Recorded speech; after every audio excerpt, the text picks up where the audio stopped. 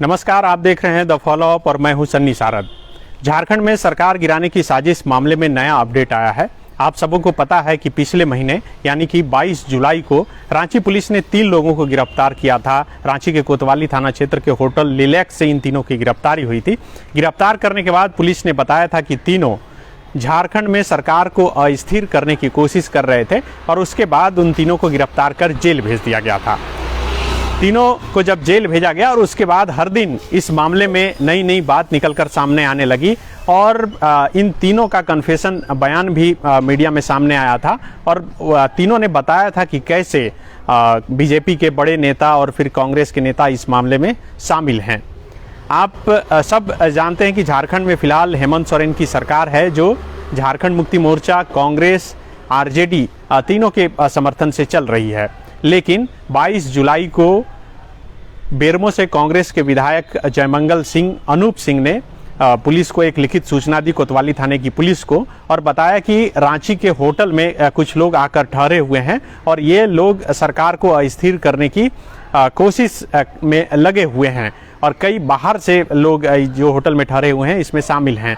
उसके बाद आनन फानन में पुलिस ने एक टीम बनाई थी और उसके बाद होटल लिलैक्स में जाकर छापेमारी की थी और इस छापेमारी में 3 लोग गिरफ्तार किए गए थे, जिसमें अभिषेक दुबे, अमित सिंह और निवारण प्रसाद महतो। अमित सिंह और निवारण प्रसाद महतो बोकारो के रहने वाले थे। जब तीनों की गिरफ्तारी पुलिस ने कर ली थी, उसी शाम दोनों के परिजन, निवारण महतो और अमित सिंह के परिजन कोतवाली थाने पहुंचे थे और उसके बाद परिजनों ने दोनों को बेकसूर बताया था और बताया था कि निवारण प्रसाद जो है वह बोकारो में फल दुकान चलाने का काम करते हैं और साथ ही अमित सिंह ठेका मजदूरी का काम करते हैं। उसके बाद इस पूरे मामले में कई सवाल उठने लगे थे। इसे एक पूरी तरह से सरकार की तरफ से सुनियोजित साजिश बताया गया था और बताया गया था कि कांग्रेस के विधायकों को बदनाम करने के लिए ये पूरी तरह से साजिश रचा गया है। दूसरी तरफ जो युवा रोजगार को लेकर आंदोलन कर रहे थे वह बोल रहे थे कि सरकार मुद्दे से भटकाने के लिए ये तमाम तरह की षड्यंत्र रच रही है। लेकिन इस मामले में लगातार कोर्ट में भी सुनवाई चल रही है। आज कोर्ट में, एसीबी की कोर्ट में, न्यायाधीश प्रकाश झा की कोर्ट में तीसरी सुनवाई थी और तीसरी सुनवाई में कोर्ट ने, दूसरी सुनवाई जब हुई थी इसकी पिछले दिनों 12 अगस्त को, तब कोर्ट ने पुलिस से केस डायरी सौंपने के लिए कहा था। आज कोर्ट में पुलिस ने, यानी कि इस केस के जो आईओ हैं, उन्होंने कोर्ट में कहा कि उन्हें थोड़ा वक्त चाहिए क्योंकि इस दौरान विधि व्यवस्था में वे लोग लगे हुए थे और इसलिए केस डायरी नहीं बन पाया और कोर्ट में नहीं सौंप पाए। अब कोर्ट में दरअसल ये निवारण प्रसाद महतो और अमित सिंह, इसके साथ साथ अभिषेक दुबे, तीनों की तरफ से जमानत याचिका दाखिल की गई है और जमानत के लिए तीनों कोर्ट पहुंचे हैं।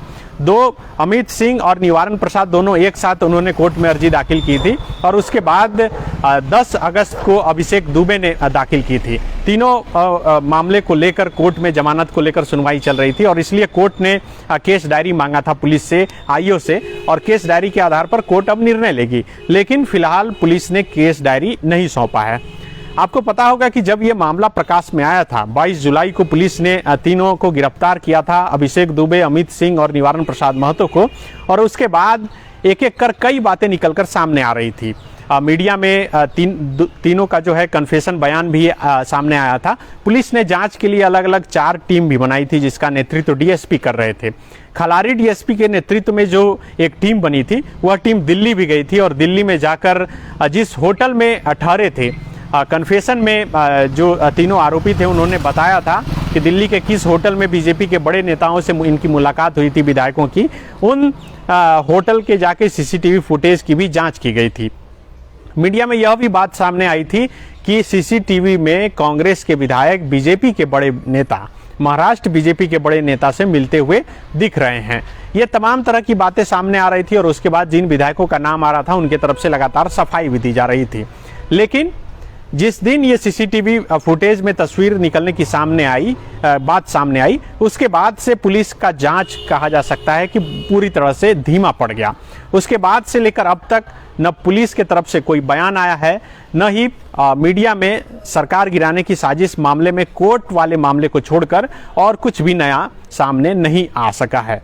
जबकि जब ये पूरा मामला हाइप पर था, लगातार मीडिया में सुर्खियां बन रही थी ये खबर, तब पुलिस की तरफ से ये कहा जा रहा था ऑफ द रिकॉर्ड कि जितने भी लोगों का नाम इसमें शामिल है उन लोगों को पुलिस नोटिस भेजेगी और पूछताछ करेगी, खासकर जिन विधायकों का नाम इसमें शामिल आ रहा है। लेकिन अब तक जो जानकारी हम तक पहुंची है उसके अनुसार किसी भी विधायक को नोटिस नहीं भेजा गया है। आप सबों को पता है कि जो कन्फेशन बयान आरोपियों का सामने आया था उसमें बताया गया था कि कांग्रेस के विधायक इरफान अंसारी, कांग्रेस के विधायक उमाशंकर अकेला और अमित यादव, ये तीनों यहाँ से दिल्ली गए थे और जो टिकट भेजा गया था वो बीजेपी के, जो महाराष्ट्र बीजेपी के नेता हैं उनके भगिना की तरफ से, जिनका नाम जय था, उनके तरफ से भेजा गया था और उसी टिकट से, जो टिकट कटा था उसी टिकट से वो फ्लाइट से सवार होकर दिल्ली गए थे और उसके बाद दिल्ली एयरपोर्ट से इन्हें रिसीव कर होटल ले जाया गया था और होटल में बीजेपी के बड़े नेताओं से इनकी मुलाकात हुई थी और डील भी हुई थी। जो कन्फेशन बयान सामने आया था मीडिया में उसमें इस बात का भी जिक्र था कि 1 करोड़ रुपए में डील फाइनल हो चुकी थी, लेकिन पैसा नहीं मिलने के बाद कांग्रेस के विधायक नाराज और निराश होकर वहां से लौट गए थे। लेकिन ये बातें मीडिया में सामने आने के बाद धीरे धीरे ये धीमी होती चली गई। लेकिन आज दरअसल ये लाइव में हम आपके साथ इसलिए जुड़े हैं क्योंकि कोर्ट में आज सुनवाई हुई, तीसरी सुनवाई हुई।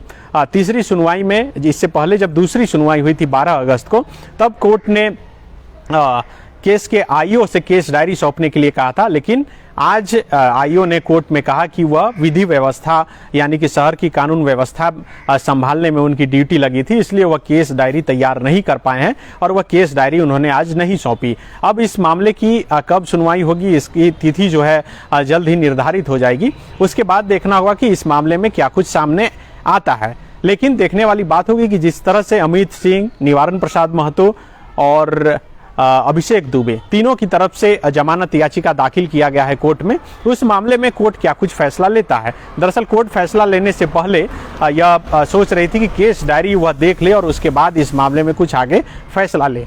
लेकिन यह भी जानकारी आप तक जरूर पहुंची होगी कि यह मामला झारखंड हाईकोर्ट तक भी पहुंच चुका है। पंकज यादव नाम के शख्स ने झारखंड हाईकोर्ट में एक PIL दर्ज किया है और की जांच बड़ी एजेंसी से कराने की मांग की है।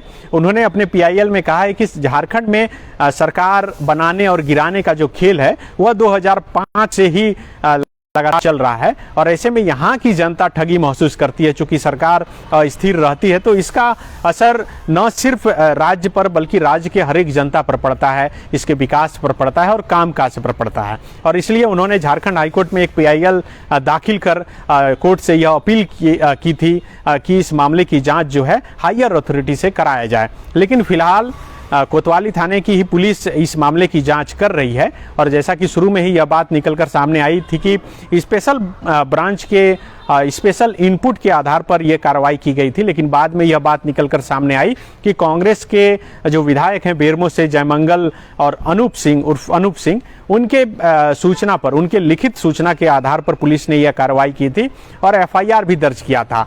जो पुलिस ने FIR दर्ज किया है उसमें कई तरह की धाराएं भी लगाई गई थी।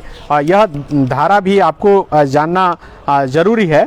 जो धारा लगाया गया था वो धारा था 419, 420, 124 A, 124 B, 34। इसके साथ साथ PC एक्ट की धारा अभी इस मामले में लगाई गई थी। तो समझा जा सकता है कि मामला कितना गंभीर था जब यह मामला प्रकाश में आया था 22 जुलाई को, लेकिन उसके बाद यह मामला धीरे धीरे धीमा होता चला गया। तो अब देखना होगा कि इस मामले में अब फिर आगे क्या कुछ होता है। दरअसल इस मामले में इसलिए भी अब तक कई सवाल उठते रहे हैं क्योंकि पुलिस की तरफ से अब तक कोई बयान नहीं आया है। हालांकि जिस दिन गिरफ्तारी हुई थी उस दिन जब मीडिया का प्रेशर था तो पुलिस की तरफ से एक प्रेस रिलीज जारी कर दिया गया और बताया गया था कि आखिर इनकी गिरफ्तारी क्यों की गई है, कहां से की गई है और इन पर कौन कौन सा मामला दर्ज किया गया है। लेकिन कैमरे के सामने अब तक किसी भी पुलिस के अधिकारी का कोई बयान इस मामले में नहीं आया है। तो अब इस मामले में फिर नया कुछ आता है तो